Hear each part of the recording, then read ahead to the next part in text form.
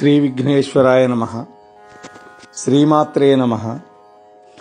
శివాయ గురవే నమః. ఆపదామపహర్తారం దాతారం సర్వసంపదాం లోకాభిరామం శ్రీరామం భూయో భూయో నమామ్యహం. ఆంజనేయమతిపాటలాననం కాంచనాద్రికమనీయ విగ్రహం పారిజాతతరుమూలవాసినం భావయామి పవమాననందనం. శ్రీరామకృతికర్తారం భక్తలోకశిరోమణిం వందేహం తులసీదాసం మహాకవివతం సకం. ప్రియ భగవద్బంధువులారా, మనం అందరం కూడా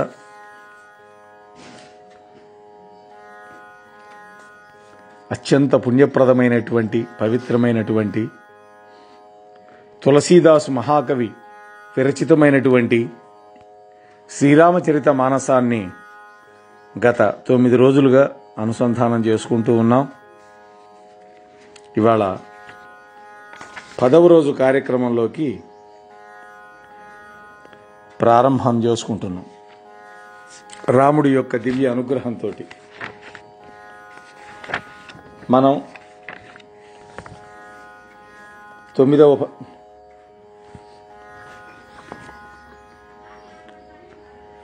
9వ భాగంలో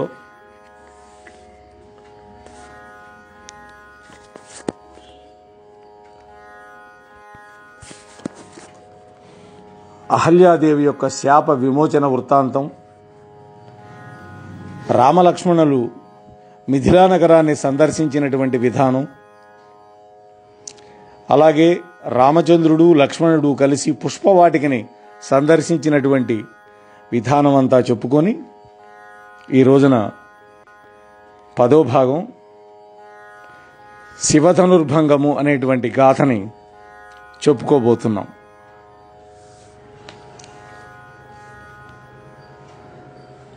రాముడు, లక్ష్మణుడు, విశ్వామిత్రాది మహర్షులు అందరూ కూడా ఆ ధనుర్యాగం జరిగేటటువంటి స్థలానికి చేరుకున్నారు.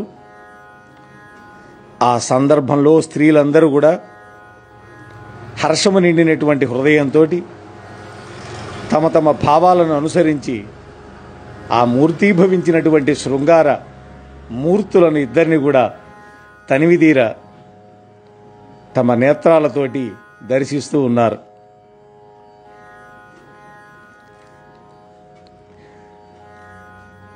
ఆ స్వామి యొక్క రూపాన్ని పండితులు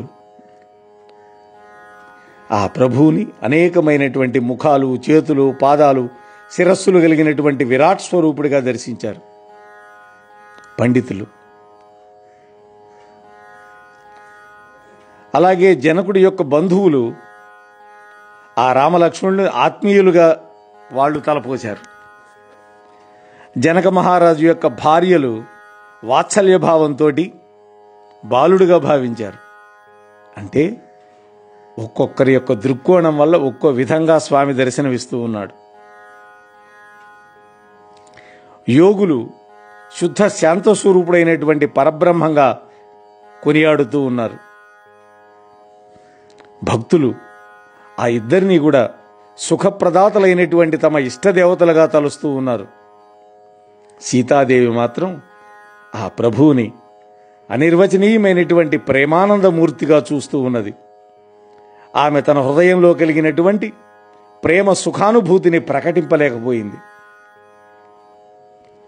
అంతటి సీతమ్మే ప్రకటించలేకపోతే నా వల్ల అవుతుందా అంటున్నాడు తులసీదాసు.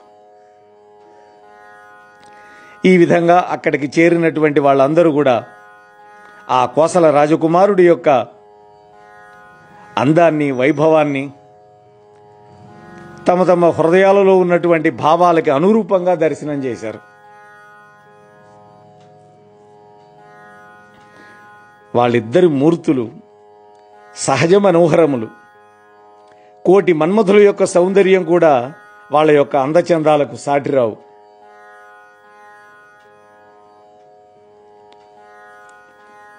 అటువంటి ఆ ఇద్దరు కూడా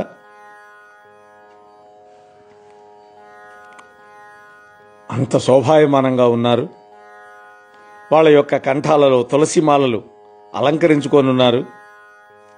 వారి యొక్క భుజస్కంధాలు వృషభాల యొక్క మూపురాల వలె బలిష్టంగా సమున్నతంగా ఉన్నాయి.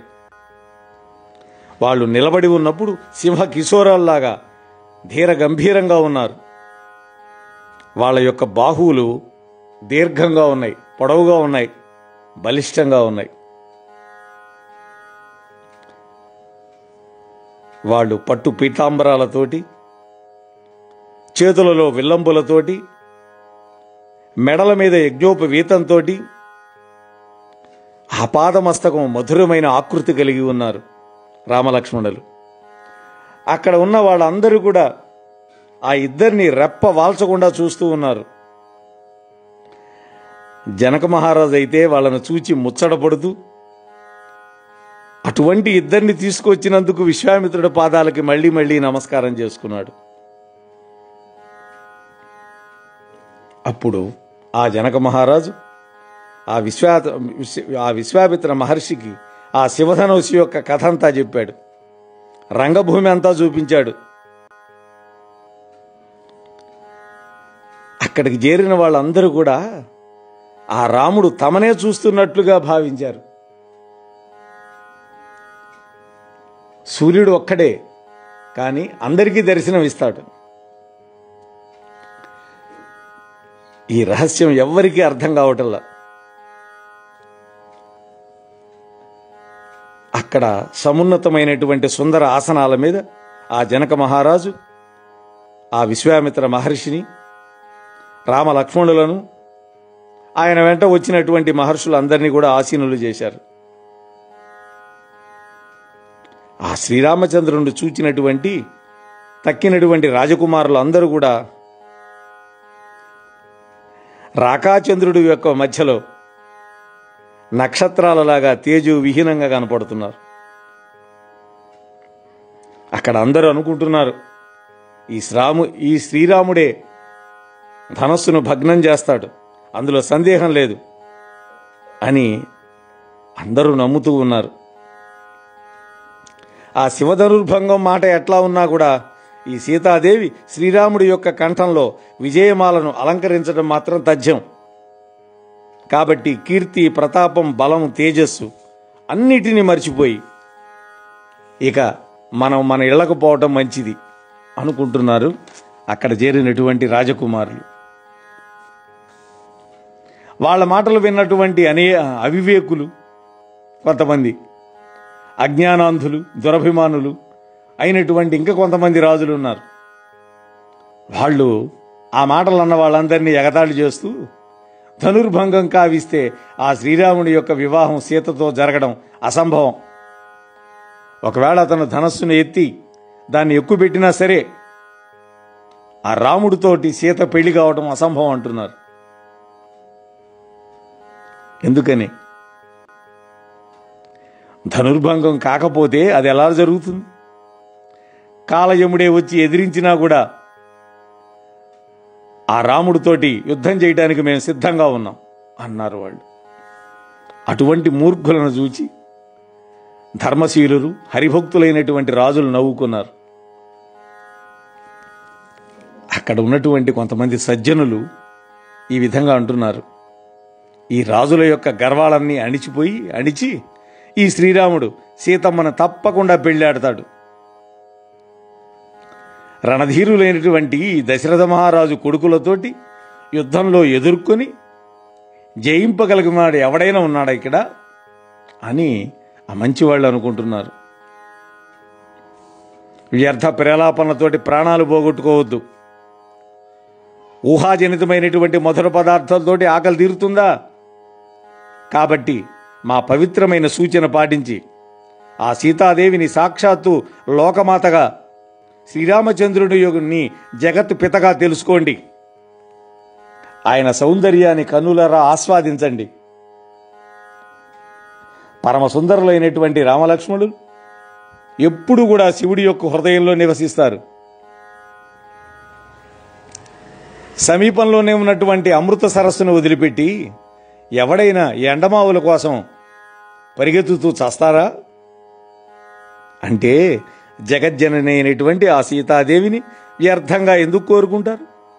సరే, మీ ఇష్టం వచ్చినట్టు ప్రవర్తించండి, మేం మాత్రం మా జన్మలు ధన్యమైనట్టుగా అనుకుంటున్నాం. ఈ విధంగా మంచి వాళ్ళంతా కూడా పలికి భక్తి తత్పరులై రాముడి యొక్క అనుపమానమైనటువంటి సౌందర్యాన్ని తనివి తీరా చూస్తూ ఉన్నారు. దేవతలు ఆకాశంలో నిలబడి ఈ దృశ్యాన్ని చూస్తూ పుష్పవాన కురిపించారు, మధురమైనటువంటి గానములను వినిపించారు. ఇదే సరైన సమయం భావించినటువంటి జనక మహారాజు సీతాదేవిని పిలిపించాడు. ఆమెను సుందరీమణులైనటువంటి చెలికెత్తెలు ఆ స్వయంవర మంటపానికి తీసుకొని వచ్చారు వెంట పెట్టుకొని. ఆ జగజ్జనని అయినటువంటి సీతాదేవి సౌందర్యం వర్ణనాతీతం. ఆమె సద్గుణాలు సౌందర్యం కలబోసినటువంటిది. సామాన్య స్త్రీలను వర్ణించే సందర్భంలో ఉపయోగించేటటువంటి ఉపమానాలు ఏవి కూడా ఆమె విషయంలో పనికిరావు. ఈ ఉపమానాలతోటి సీతాదేవిని వర్ణించి ఎవడు కూడా మంచి కవిగా కీర్తి పొందలేడు, కేవలం కుకవిగా పేరు పొందుతాడు. వేరొక స్త్రీతోటి పోల్చగలిగినటువంటి మరి ఒక సౌందర్యవతి ఈ భూలోకంలో కాదు, 3 లోకాల్లో కూడా లేదు. సరస్వతీదేవి బాగా చాతుర్యంతో మాట్లాడగలిగింది. భవానీదేవి అయితే అర్ధాంగి, అంటే భర్త యొక్క సగం శరీరాన్ని ఆక్రమించింది. మన్మథుడి యొక్క భార్య రతీదేవి తన భర్త అనంగుడు కావటం వల్ల విచారగ్రస్తమై ఉన్నది. విషము మధువులకు తోబుట్టువైనటువంటి లక్ష్మీదేవితోటి ఈమెను పోల్చటం తగదు. లావణ్యం అనేటువంటి అమృత సాగరాన్ని, పరమ సౌందర్యం అనేటువంటి కూర్మాన్ని కుదురుగా చేసి, శోభ అనేటువంటి తాడుగా చేసి శోభని, శృంగార రసాన్ని మందర పర్వతంగా చేసుకుని మన్మధుడు స్వయంగా మధిస్తే అట్టి మదనం వల్ల శృంగార అధిదేవత అయినటువంటి లక్ష్మీదేవి ఉద్భవించింది. అటువంటి ఆమె కూడా సీతాదేవికి సాటి రాదు. అంటే లావణ్య పరమ సౌందర్య శోభా శృంగారాలు మధురాకృతి దాలిస్తే అది సీతాదేవి అవుతుంది. ఆ సీతాదేవి స్వయంవర సభలో అడుగుపెట్టినంత మాత్రానే ఆమె యొక్క దివ్య సౌందర్య శోభలకి స్త్రీలు పురుషులు అందరూ కూడా ముగ్ధులైపోయారు. దేవతలైతే పరమానందంతో దుందుఫులు మోగించారు. అప్సర స్త్రీలు గీతములు ఆలపిస్తూ నాట్యాలు చేస్తూ పూల వాన కురిపించారు. ఆ సీతాదేవి యొక్క కరకమలాల యందు జయమాల శోభిస్తూ ఉంది. ఆమె ఒక్కసారి సభలోని రాజకుమారులందరినీ పరికించి చూసింది. ఆమె చకితమైనటువంటి చిత్తం తహతలాడుతూ కేవలం శ్రీరామచంద్రుడి యొక్క దర్శనానికై ఆరాటపట్టం మొదలుపెట్టింది. రాజులందరూ మోహవశులైనారు. ఆ విశ్వామిత్ర మహర్షి పక్కన ఆసీనులైనటువంటి రామలక్ష్మణులు చూచింది. ఆమె నేత్రాలు ఒక గొప్ప నిధిని చూసినట్లుగా ఆనందం పొందింది. ఇక ఆ చూపులు అక్కడ నుండి మరలి రాలేదు. సీతాదేవి ఆ గురుజనుల ఎదుట ఇతర సదస్యుల సముఖంలో సిగ్గుపడింది. శ్రీరాముణ్ణి తదేక దృష్టితో చూడటానికి ఆమె మనస్సు సంకోచపడింది. ఆయన యొక్క దివ్య రూపాన్ని తన హృదయంలోనే నిలుపుకొని తన చెలికెత్తెల వైపు తిరిగింది. సభాసదులందరూ కూడా ఆ సీతారాముల యొక్క రూప వైభవాన్ని రెప్పవాల్చకుండా చూస్తూ ఉన్నారు. తరువాత వాళ్ళు బ్రహ్మదేవుడి గురించి లోపల ఇలా ప్రార్థిస్తూ ఉన్నారు. ఓ విధాత, జనకుడు పట్టుదలను విడిచిపెట్టి సముచితంగా ప్రవర్తించేటట్టుగా మీరు ఆయన మనస్సు మార్చండి. తన ప్రతిజ్ఞను పక్కన పెట్టి నిస్సంకోచంగా సీతాదేవిని శ్రీరాముడికిచ్చి వివాహం చేసేటట్టుగా చూడండి. ఇదే సరైన విధానం.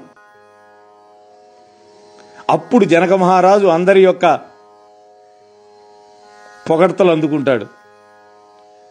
లేకపోతే అతడు పట్టుదలను వీడకపోతే చివరికి పశ్చాత్తాప పడక తప్పదు.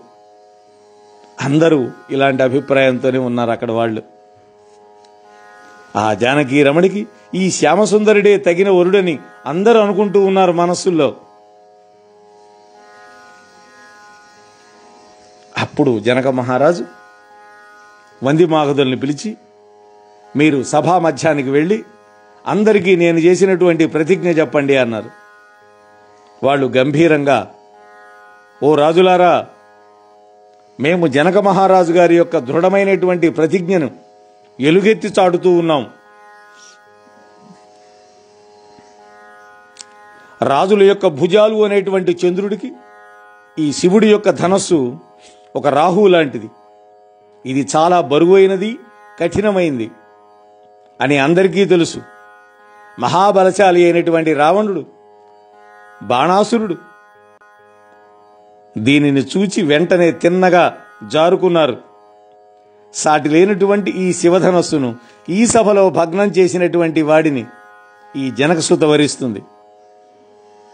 అతడు మూడు భువనాలకి విజేత అవుతాడు అని వాళ్ళు ప్రకటించారు. వాస్తవానికి వాల్మీకం ప్రకారం చూస్తే ఆ ధనుర్యాగానికి ఆ ధనస్సు ఎక్కువ పెట్టడానికి రావణాసురుడు వచ్చినట్టు ఎక్కడా చెప్పల. ఈ ప్రతిజ్ఞను విన్నారు. ఆ రాజకుమారులందరూ కూడా పేరాసుకులోనైనారు. ఎందుకంటే అటువంటి సౌందర్య రాశి అమ్మ. మనస్సుల్లో ఆరాటం, దురభిమానం, ఈర్ష్య ఇవన్నీ ముప్పిరి కొనగా నడుం బిగించి తమ యొక్క ఇష్టదైవాలను స్మరించుకుంటూ ముందుకొచ్చారు. వాళ్ళు ఆవేశంతో శివధనుసు వైపు చూశారు. దాని మీద దృష్టి నిలిపారు. బలవంతం కూడా వాళ్ళ బలమంతా ఉపయోగించుకొని దాన్ని ఎత్తడానికి ప్రయత్నించారు. కానీ అది కొంచెం కూడా అక్కడ కదల్లా. వివేకవంతులైన ఇంక కొందరు ఆ ధనస్సు దగ్గరికే వెళ్ళాల. మూర్ఖులైనటువంటి రాజులు తమకంతో ఆ ధనస్సును తాకుతున్నారు, చూస్తూ ఉన్నారు. కానీ దాన్ని కదిలించలేక సిగ్గుతో తల వంచుకొని వెనక్కు మళ్ళీపోతున్నారు. ఆ యోధుల యొక్క బాహుబలం గ్రహించి ఆ ధనస్సు ఇంకా బరువవుతున్నట్లుగా కనిపించిందిట. ఇదొక విశేషం. తరువాత 10,000 మంది రాజకుమారులు ఒక్కొమ్మడిగా వచ్చి ఆ ధనస్సును కదిలించడానికి ప్రయత్నించారు. కానీ వాళ్ళ ప్రయత్నం కూడా వమ్మైపోయింది.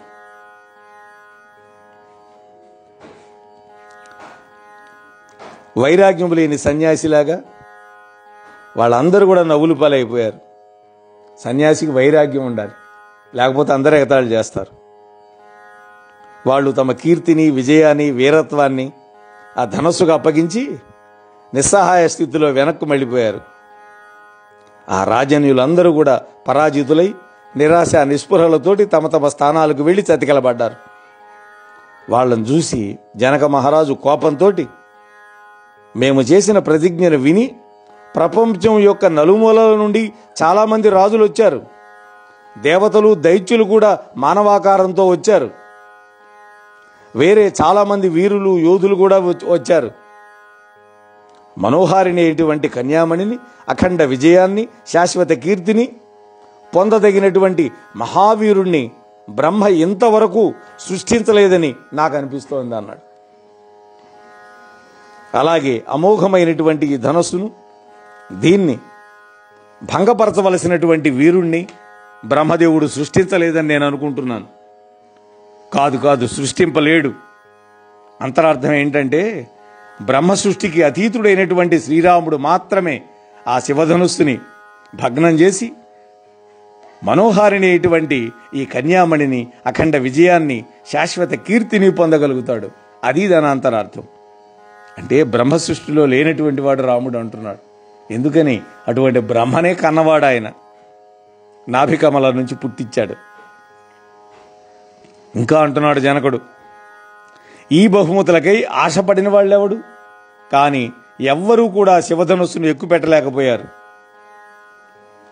ఎక్కుపెట్టడం విరవడం వేరే సంగతులు, దాన్ని అటు ఉండనియండి. కానీ ధనస్సును వాళ్ళెవ్వరు కూడా ఒక అణువంత కూడా కదిలించలేకపోయారు. అంటే భూమి మీద వీరుడైన వాడు ఒక్కడూ లేడని నేను భావిస్తే, అభిమానం ఉన్నవాడెవడు కూడా దాన్ని తప్పుగా అనుకోకూడదు. మీ ఆశలన్నీ వదులుకొని ఇంటి ముఖం పట్టండి. సీతాదేవి వివాహం బ్రహ్మదేవుడు ఇంకా నిర్ణయించలేదేమో. ఎందుకని?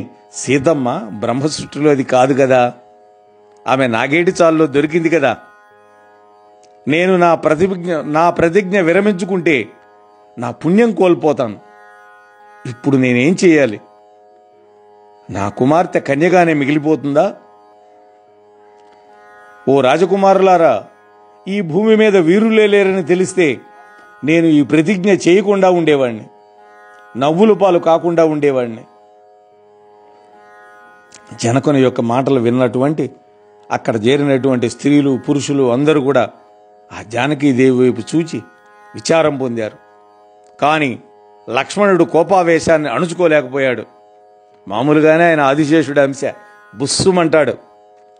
అతడి యొక్క భృకుటి ముడిపడింది, పెదవులు వణికినాయి, కళ్ళు విశాలంగా విప్పారినాయి, ఆ కళ్ళ నుంచి నిప్పులు రాలినాయిట. అంటే అంత కోపం వచ్చింది. జనకుని యొక్క మాటలు బాణాలలాగా అతని యొక్క హృదయంలో గుచ్చుకున్నాయి.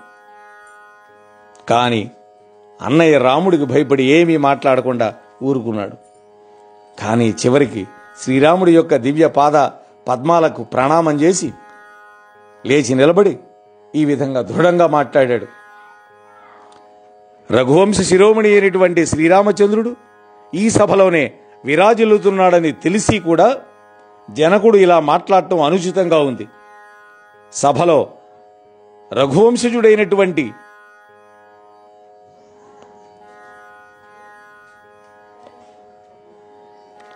రామచంద్రుడు ఉండగా ఇలా మాట్లాడవచ్చా?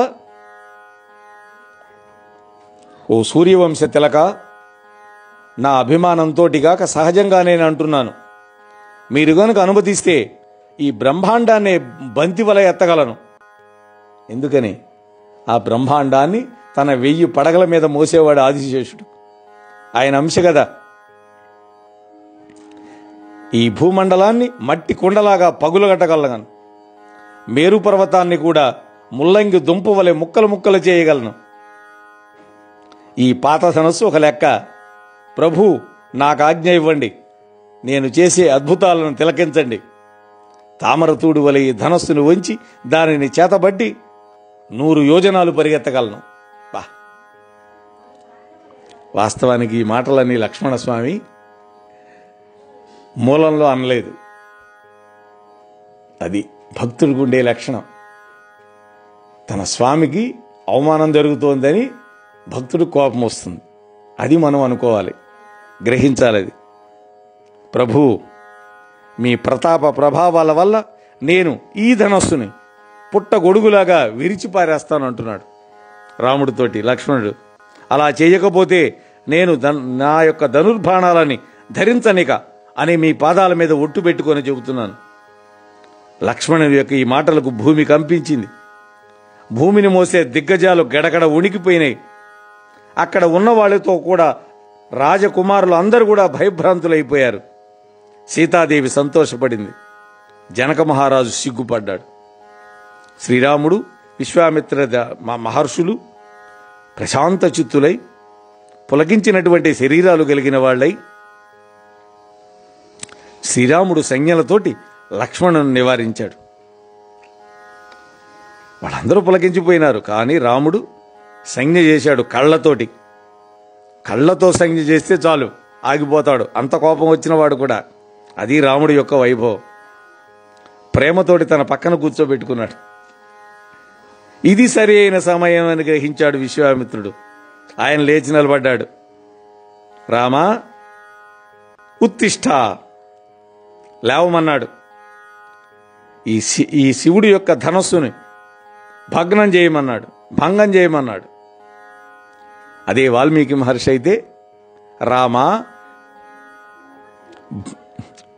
ధనుపస్య అన్నాడు ఆయన అక్కడ. అంటే ఈ విల్లును చూడు అన్నాడు.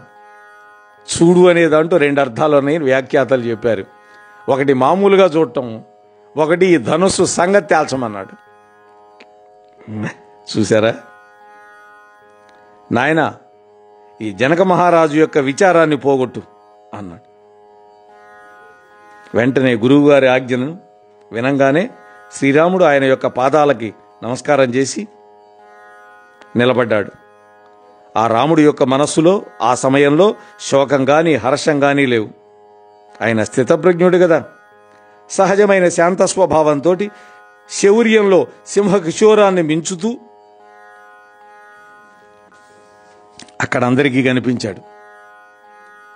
ప్రభాత సూర్యుడు ఉదయాద్రిని అధిరోహించినట్టుగా శ్రీరాముడు ఎత్తైన పీఠాన్ని ఎక్కాడు. అక్కడ ఉన్నటువంటి సజ్జనుల ముఖాలన్నీ వికసించినాయి. వాళ్ళ చూపులు అనేటువంటి తుమ్మెదలు హర్షోల్లాసాలను ప్రదర్శించినాయి. రాజుల యొక్క ఆశా నిశూతులు అంతరించిపోయినాయి. వారి యొక్క వచనాలు నక్షత్రాల వలె నిశ్చేజాలైనవి. గర్విష్ఠులైనటువంటి రాజులు కలువల వలె ముడుచుకొని పోయినారు. కపటలైనటువంటి రాజులు గుడ్లగోబల్లాగా దాక్కున్నారు. మునులు దేవతలు చక్రవాక పక్షుల వలె సంతోషపడి పుష్ప వృష్టిని కురిపించారు. శ్రీరాముడు భక్తి శ్రద్ధలతోటి గురువు యొక్క మునుల యొక్క ఆజ్ఞ కోసం ప్రార్థించాడు. ఆ రామచంద్ర ప్రభు, ఆ జగన్నాథుడు శ్రేష్టమైనటువంటి మదపుడి ఏనుగులాగా పితృదేవతలను దేవతలను ఒక్కసారి మనస్సులో తలుచుకొని నమస్కరించి ఇలా ప్రార్థించాడు. ఓ గణేశ, మా యొక్క పూర్వపుణ్య ఫలం ఏమాత్రమైనా కూడా ఉంటే ఈ శివధనుస్సును ఒక తామరతుడు వలె భంగపరచుగాక అన్నాడు. నా చేతిలో ఈ శివధనస్సు ఒక్క తామరతుడులాగా భంగపడుగాక అన్నాడు. వాత్సల్యపూర్వకంగా శ్రీరామచంద్రుడిని చూస్తూ సఖులను తన యొద్దకు పిలిచింది సీతాదేవి.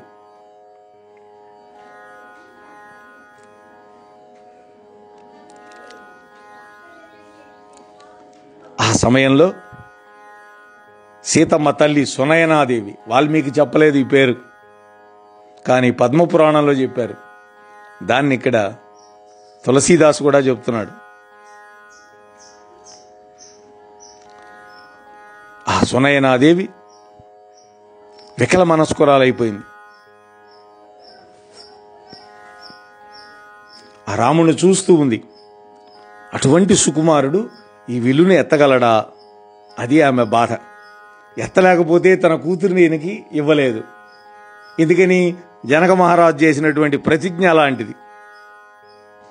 అప్పుడు ఆ సఖీ జనంతో అంటున్నది ఆ సీతమ్మ తల్లి సునయనాదేవి, ఓ సఖులారా, అందరూ కూడా వినోదంగా చూస్తున్నారేంటి?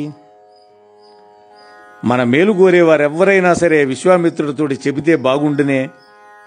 ఈ ఘోరమైనటువంటి శివధనుసును ఎక్కుపెట్టమని ఆ ముద్దులోలికే ఈ పసిబాలుణ్ణి ఆజ్ఞాపించడం వాంఛనీయంగా నాకు కనపట్టలేదు. రావణుడు, బాణాసురుడు కూడా ఈ శివధనుస్సు తాకలేకపోయారు. బీరాలు పలికిన రాజకుమారులందరూ తోకలు ముడిచారు. అటువంటి మహాధనుస్సును ఈ రాజకుమారుడి చేతిలో పెడుతున్నారు. బాలమరాళము మందరగిరిని మోయగలదా ఎక్కడైనా? రాజుగారి యొక్క బుద్ధి కౌశలం అడుగొంటినట్టుగా కనిపిస్తోంది. విధాత యొక్క సంకల్పం ఎలా ఉందో అనగానే ఒక తెలివి కలిగినటువంటి సఖి, మహారాణి, తేజోవంతుల యొక్క విషయంలో వయస్సును చూడకూడదు. చూడండి, అలనాడు ఆ కుంభసంభవుడైనటువంటి అగస్త్యుడెక్కడా, మహాసముద్రం ఎక్కడా, కానీ ఆయన ఒక్క గుక్కలో పూర్తిగా పానం చేసి లోకంలో ప్రసిద్ధుడు కాలేదా? మోహనవాణి తెలుగు పోడ్కాస్ట్ ఛానల్ ని లైక్, షేర్, సబ్స్క్రైబ్ చేయండి. ప్రక్కనున్న గంటను మ్రోగించండి.